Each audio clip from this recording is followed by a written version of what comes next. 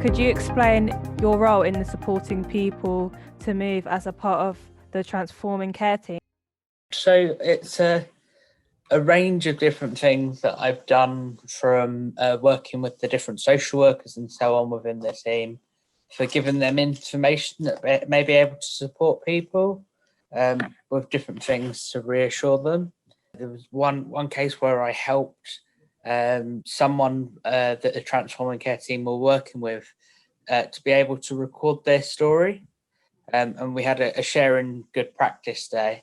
And we wanted to do it as a video, because actually you can read all the words you like about someone, but actually hearing the story from someone themselves is far more powerful.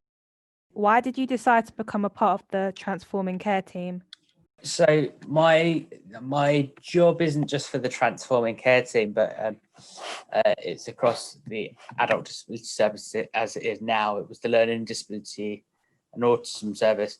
So I used to receive support from the council, and I saw this job come up, and I wanted to give something back, because the skill set that I have about my experience of using support services, and I wanted to basically be able to use my experience and be able to help other people with learning disabilities and autism to have the best lives possible. What do people need help with before moving? There's a real range of things what people need help with. So some people have been in long stay hospitals, institutions for a long time. So they might not know what to expect of life, what opportunities there are. So for me, the thing that people may need is they may need to be able to go and visit somewhere to kind of get a flavour, feel what that looks like. Because sometimes you talk about it and they may have had talks in the past and things have fallen through, so they've not happened.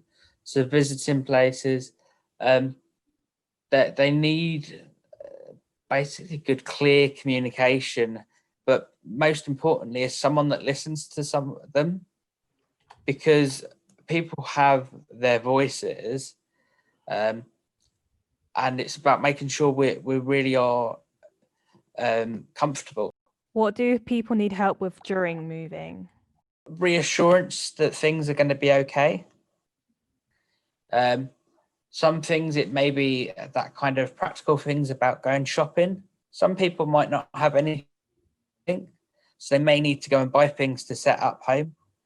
What do people need help with after moving? After moving, I think people need someone to check how they feel, to look at the things that have gone really well.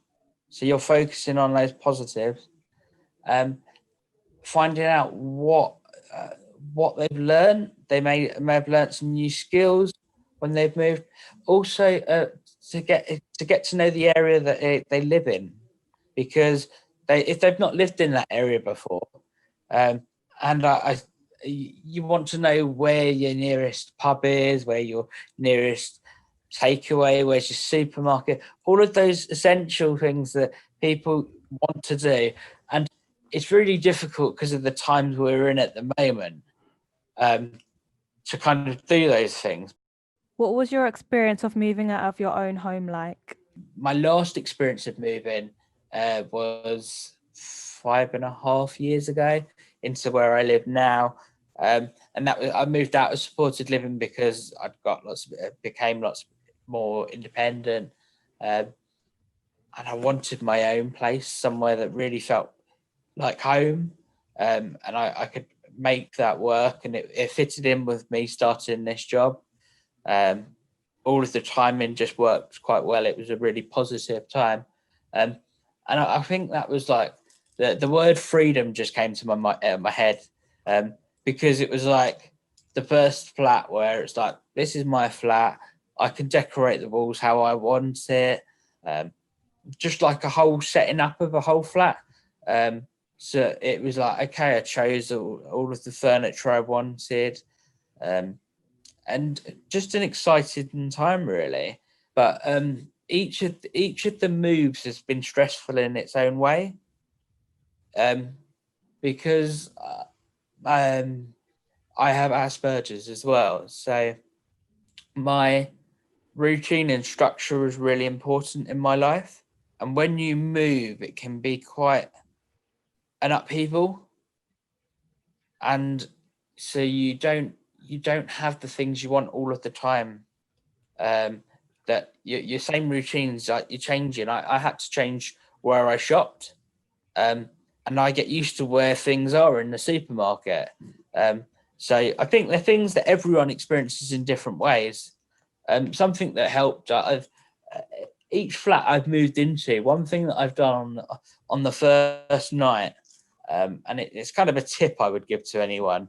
If you're moving, forget about the cooking on your first night. Treat yourself to a takeaway or something, because you're settling into your new home, and you want to be able to do that without the worry about cooking and all of that. So get yourself a takeaway and enjoy it. Can you give 3 top tips to a professional family supporting someone with moving? One of the things is listening, and that would be listening to what the person really wants and they need. What we've got to remember is some people may struggle with communication and being able to talk. So it's being able to listen more than just what the words are saying. If someone communicates using pictures, we've got to listen that way. Using different people to help with different communication methods. I think number 2 would be about planning. Moving can be a really stressful time, for lots of different reasons. But you might, for example, when you're planning to move, it's about saving some money so that you can then buy things that you need when you move, or you may buy some of those things getting ready to move. And then I think another tip would be talk to someone about how they're feeling. Um, what are their worries? Any updates you may have, because with moving, things can change all of the time. Some people say that moving is one of the most stressful things they have ever done. Would you agree? I think it's pretty stressful when you move, without a doubt. I think that there's lots of reasons why it's stressful, but I think there's different things you can do to help with that stress. So when you're getting ready to move, and if you're moving from somewhere and you've got things that you're taking, so plan what you need to take, and organize that into boxes. And even if you're using your support to be able to help you with that, but almost things that can be unpacked straight away. So if you've got the kitchen and you need to unpack the kettle and the cups, you can have a cup of tea whilst you're getting ready for the other bits. What would you say to someone that is feeling scared and stressed about moving?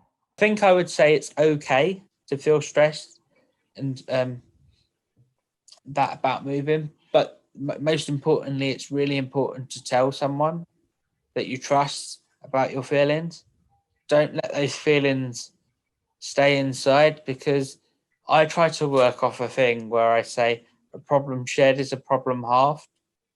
Someone may have the answers to the questions that you have, and that sometimes people don't have the answers, but they can just be reassuring and help you in that way. And that's really important. But stress and anxiety with moving does happen. I gave that tip earlier about thinking about, like when you move, on your first night, have a takeaway, take a bit of a chill, just because it is quite stressful. Have something you really enjoy, and if you've got to, you move and you can't find something, don't worry, it will turn up when it needs to turn up. But kind of plan what needs to.